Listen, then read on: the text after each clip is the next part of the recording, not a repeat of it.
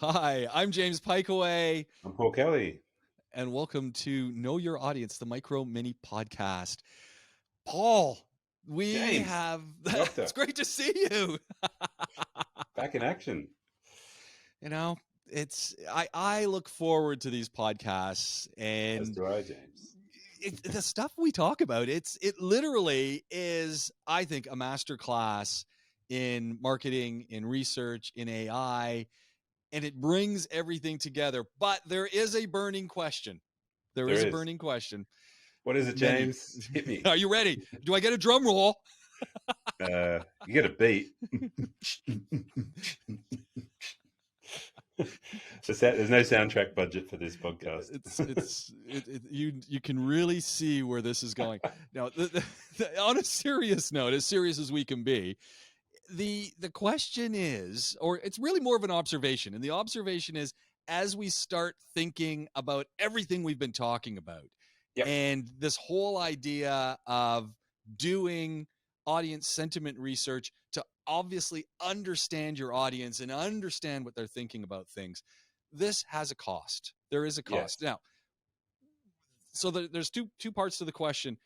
What are we thinking in terms of how much we might actually spend on doing research, and where's the sweet spot?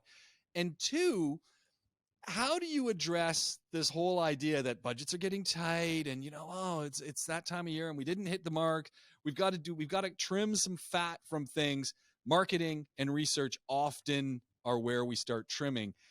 Yep. I'd love to get your thoughts on that. So let's start. Where do you want to kick off? Where do you want to jump in, Paul? Well, yeah, I mean, an average rule of thumb should be that about 5% of marketing spend, and it should be marketing spend, because it should be, in terms of research here, what we're talking about is consumer understanding, or even customer understanding. We're not talking about R&D; that would be separate. So things like product development, new product testing, all that sort of stuff. That's all in a different. That's all in a different envelope of the That's marketing R&D. research. Yeah, that's capital. That's the capital sort of Okay. stuff, where you're investing in the future. But if knowing your audience and knowing your consumer is something that you're really willing, it sells what you've got now, basically. And to that extent, 5% of a marketing spend is roughly where you want to be, give or take, and it might vary depending on a sector. Consumer heavy sector, you might adjust that slightly up, but 5% is a good number. And you're talking there about the first thing to get cut is marketing when budgets and the economy sort of starts to contract and consumers stop spending. There's been a lot of research, particularly done by Professor Byron Sharp and others at the Ehrenberg Bass Institute. And if you haven't read the book How Brands Grow, when you're listening to this, it really is a fantastic book on exactly that, how brands grow, and the concepts of medical concepts of mental and physical availability, Okay. and just what that means to how people buy your product, and the fact all sorts of great things in there that you just don't think of as a marketer. Marketing our own business, but also helping others. You can be stuck in a certain frame of mind from a lot of the time and think that everybody's going to buy your thing that you talk to, or who walks past your product on the shelf. Well, But the truth this is, is and, actually I and this want is to. what gets into this book, is that 98% of people in that area are never actually in that market to buy your thing. So all of these guys have done a lot of work saying you got to invest when there's a downturn and keep investing. And you shouldn't really cut these areas because it makes sales more efficient when you know more about your product and things like that. Okay, I want to jump in for just a second, Paul, because if I'm hiring the best marketers, and this is something that Mark Ritson talks about in an article that he has written, but if I'm hiring the best marketers, can't I sort of chip away at some of my research budget, because these men and women, they know the market of selling my shoelaces, so I Sure, don't yeah. need to do more research because they already know. Is that's But you're telling me that's faulty thinking. As a research person, then yes. But honestly, Yes, there's two ways to answer that question. Actually, there is that thinking is a valid form of thinking because you do want Yeah. experience. But what you find more often than not, that someone experienced, the very first thing they'll do will be to firstly dismantle probably what's been done before. It's not just human nature. It's like the same as if it's a new CFO or a new or CEO or any of the C-suite or any senior position. You know, what's come before you might not necessarily be the right way to do it. That could be different in some organizations, maybe not, but it's not just that human trait. It's just looking at, okay, this has been done before, but actually there's a better way. And most senior people may understand that. So to an extent, they'll know what to do. They might not necessarily know who that customer is straight away. And it's a folly, I guess, of thinking that we're all guilty of, is that we often use our own biases to what we think, or our own social circles, for example. So we might think, or be at a barbecue or something, and you're sitting around and somebody says, you know, oh, your brand of shoes, I love them, you know, and but you know, this is real, and then they say this, but you know, gold, I don't know, yellow shoelaces are a trend. Did you know that? And how come you're not doing yellow shoelaces? Everybody's doing it, and you might take it with, you know, a less experienced person, but we all fall into it from time to time, might take that experience and go, okay, that's a trend, and use those data points to perhaps make those decisions. And that's just a folly of human nature, is just taking our own biases or our own social circles, our own validation, and looking, you know, to reaffirm our own thoughts, rather than taking a step back and going, okay, you know what, actually I need to know what's going on in this marketplace. I need to know what's going on with the sales. I need to know what's going on with consumer trends, and I need to know what's going on in the economy, and things like that, depending on Mm-hmm. what your product is. So the way to answer that question, I guess, it's complicated. That expectation is probably a fair expectation, but it's Yeah. not so much they should know the customer, they should know what to do. Well, that's it. um, I think that's the key point, Paul, and I think you've nailed it. Is sure, I've hired the best, and they know the tools, and they have a general look at the field, but things change and yeah, environments change. And hey, I might be the greatest researcher coming from Canada. I drop here in the UAE or in Saudi Arabia. Those are two very different markets. Okay, yeah, shoelaces are shoelaces, but the way they're being sold or used or disposed of in Saudi is going to be way different than it is in Canada. And yeah, that's where research becomes important. yeah. And if you're a great marketer, then you would know that you would know that Yeah. that's the difference, and things like that. And if you're not, we're all guilty of perhaps bringing our own experiences and our own worldview to our jobs. It's what we're paid to do a lot of the time. But what the risk of that obviously becomes is that you can be stuck in your own biases and things like that. So yeah, I think the expectations on marketers are, and research departments and insights departments, are that yes, we should know who our customer is, but that customer constantly changes and evolves.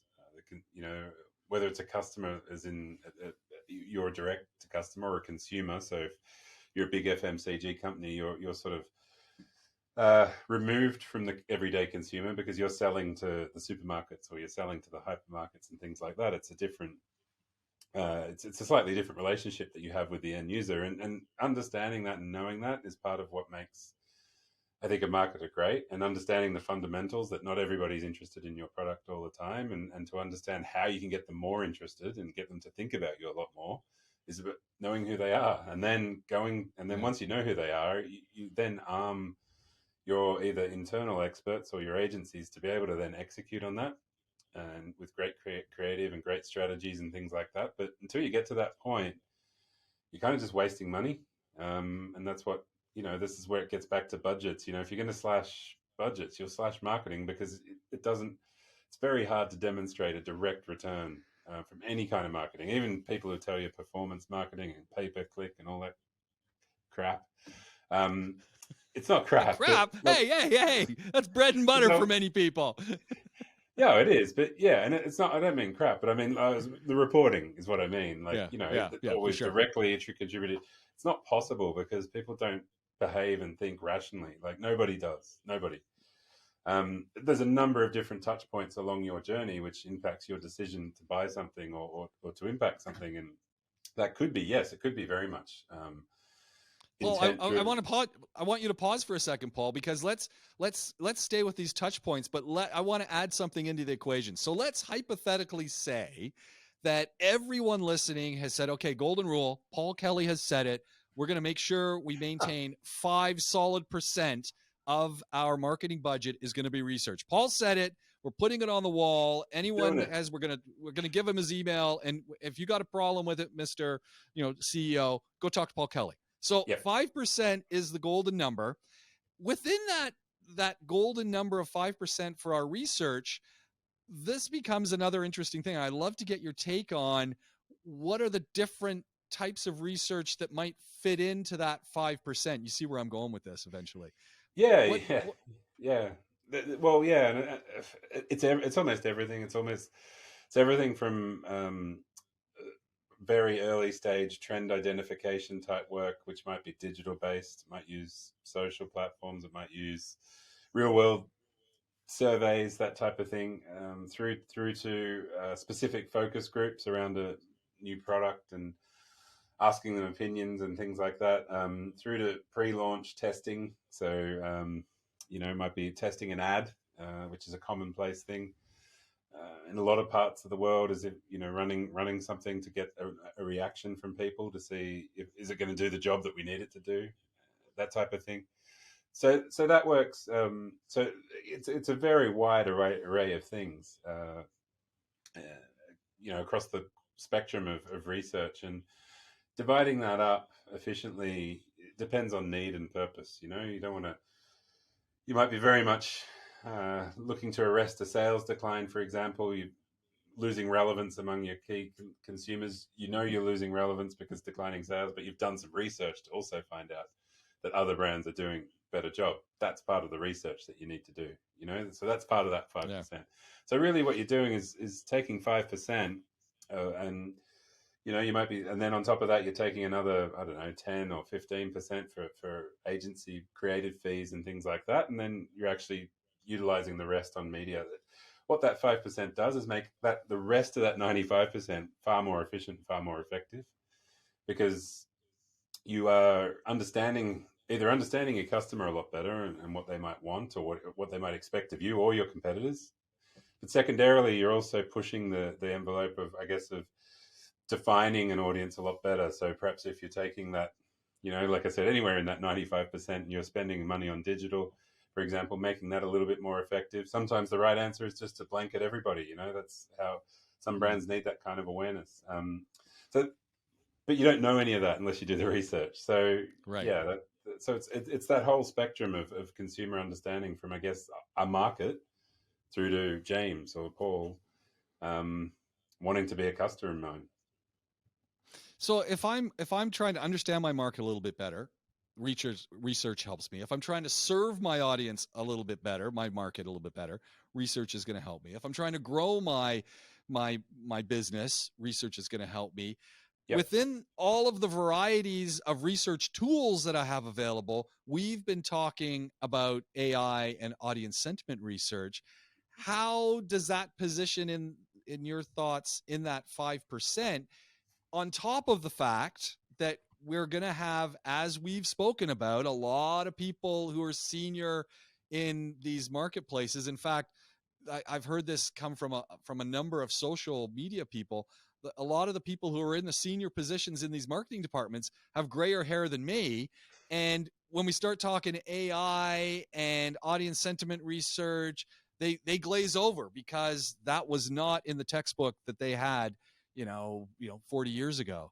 How do we position what we've been talking about into that 5%? How would you pitch that to people? Well, yeah, two things in that, and I might forget the second thing, so get me back on track. But the first thing is with the grey hair and stuff, like, marketing hasn't changed. It hasn't. Nothing Right. has changed. The medium has changed. The principles, and what happens is, and this is I guess a problem, because research has I think changed. that's a really big point, though. We need to underline that marketing fundamentally is marketing, and it's Four your P's, yeah. funnels. It's the four Price, P's are there. placement, They haven't. product, and yeah, it hasn't changed. It hasn't changed, and it shouldn't. And the problem is that we get blinded by social media platforms, particularly themselves. Obfuscating processes and making things more complex than they need to be, and hyper targeting and things like that, which is perfectly fine for a certain type of customer when they're in a need state. But you've got a whole bunch of other people out there who are ready, who not aren't necessarily ready to buy your product right now. So and that was why, coming back to the How Brands Grow type, that book, other Bibles, I guess, of marketing, things don't change. They just need to be focused differently. Mm, And so the same principles apply, but what happens is our context changes. Of course, we have technological tools now at our disposal that, for instance, might have taken 6 months and a panel of 150 or 1,000 people, for instance, in the past to do some baseline research, and cost hundreds of thousands of dollars and things like that, which can be done now within a matter of a week, with technology. And so it becomes a I guess a game of dollars and cents, and most senior marketers from bigger brands, and it's a challenge for smaller brands because you can't afford to do the kind of tactics that a big brand does. Like, you're not splitting TV, radio, outdoor. TV, radio, outdoor. Just a bump of the mic there. TV, radio, outdoor, and all that sort of thing. You're not mixing all of that, and that's you're not able to do that. Sorry. Whereas a bigger brand, a smaller brand, they have to be more focused on tactics, of course. But right. you'll find that most smaller brands will have younger chief marketers, CMOs, heads of marketing, that type of thing, and CEOs and things like that. Other organizations know the role that digital, it's a enormously effective channel. Obviously, it's an enormously effective medium, but so is TV. TV still reaches like tens of millions of people and is still in multiple studies, the most effective way of spending money to advertise. Still, and that's coming from a digital person, but digital has a role in that marketing mix, and that's why a lot of brands, yeah, they focus heavily on digital, but that's when there's already a certain amount of salience. That there's already a Yeah. brand recognition. But if you're launching something, if you can afford it, TV is still a great option in a lot of parts of the world. So I So think what there's a we're lot re- of sorry. so what you're really talking about is making sense of some of the newer tools that are available, and realizing within my 4 P's of marketing, which have not changed and they are not changing and we don't want them to change, there are just newer tools to help augment some of the ways that we've been collecting insights to start making better decisions. And we need to know that they're out there, and we need to try them. And they're going to be great for some folks, and they're going to be something that others will need to think about, and think about how they're going to use them within their organization. Yes, yeah, precisely. And I think there's a challenge out there in the world where we tend to take it's our nature too. We see what's shiny and new, and we gravitate towards it and things like that. This is just the employment of technology to do a job that potentially was done in an inefficient way before. And it's the same with digital advertising. It's the same with pay per click and things like that. It replaces a lot of direct mail. That's because pay per click and that type of thing, performance marketing, is the old direct mail. It's the same thing. It's just opportunistically getting someone to straight there, and it's still one of the most effective ways of advertising. So there's a lot of traditional methods that have a different technological context in 2022, and they'll change again next year, and they'll keep changing, and platforms will keep coming, and platforms will go and wax and wane and all that sort of stuff. But the fundamental makeup of our behavior doesn't change, and that's something like that we just need to remember all the time, is that as humans it takes centuries, not even more than centuries, not even thousands of years for us to change fundamentally who we are. Evolution is a really slow thing. It doesn't happen, it doesn't happen today because Facebook has launched a new, I don't know, scrolling feature or something, like Yeah. things grab our attention. Our mind is wired in certain ways to be attentive to certain things, but we don't change our behavior, but our context changes rapidly and constantly. And but previously, traditional research methods, traditional understanding, traditional advertising, traditional marketing has not, hasn't had the tools available to sort of adapt. And we're lucky in now, the last 5, 10, 15 years, that we've had these tools available to make our life a lot better, to make our marketing, a bit more effective, the money spent more effective, grow revenues of companies. But from a consumer point of view as well, it means I'm getting more relevant things given to me, Paul, and to you, James, than we ever have before. And there's arguments around where people say, like, oh, it's a bit creepy. I was in the supermarket and, I'm interested in this product and it really resonated with me. Great. It takes away all the hassle of doing Yeah. research and everything. That product, bam, gotcha. Like if I'm Yeah. shopping online, yeah, I Mm. am interested in I don't know, pair of shoes. Great. Thank you. That they look great. They look exactly like what I've been searching for. Thanks, internet, for like remembering that's what I'm interested in. And that's a great deal. And then the next day I'm wearing those pair of shoes. Concepts unimaginable even in the 90s, I think. And so context changes a lot. Our behavior doesn't. Technology helps us. And in the case of marketing and research, it's all about being able to sort of use that technology for a more efficient and more effective outcome. One of the points that I want to jump back to, and I think we've really done a great job of talking about this, but and you just mentioned it when we start talking about, and I'm going to bring the audience sentiment research back in here, Sorry, yeah. is that this is another tool in our marketing research budget, but it can be a very affordable tool for what it does. And what you were just talking about, the fact that we are being a little bit more focused, we're able to get better results because we're able to zero in on the right questions. This makes our 5%, if we're investing that 5%, of course, everyone's now got that on their wall.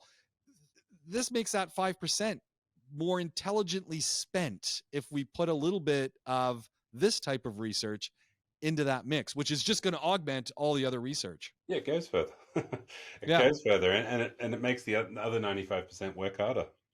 Yeah. And That's the takeaway. it's and and and like, who doesn't want technology that? Who doesn't want technology that? and it reduces. Technology has a role in the world. So do other methods. Everything has its place. I'm not going to be. I know our company is data driven stuff. It's AI, consumer intelligence, but outside of that, it's still very relevant. Traditional methods still have a role, and the stuff that we can't do that they can do, like taste Yeah. tests and how people react to stimuli and stuff like that, is best served by actually watching somebody. But actually, it goes back to listening to what people listening to what they say. Don't listen to what people say, watch what they do for better insight. And that's really getting down to the crux of what we can do, and where we step in. And there's still roles in there, but yeah, it makes it work harder, makes it more efficient. And then in totality, what it helps with is for us to have just this stronger understanding of who, at the end of the day, is buying what I want to sell. And yeah, that's I can't probably express it any other way. No, I think that, I mean, it all comes down to the bottom line here is this is a better way to spend a piece of that 5% that's going to strengthen the rest of what you're spending that 5% of research on. And I mean, And at I that think, point, who doesn't want to do that? Like, this is a well, no-brainer. yeah, and not to be in a sales focus. I think focus on the 5%. Yeah.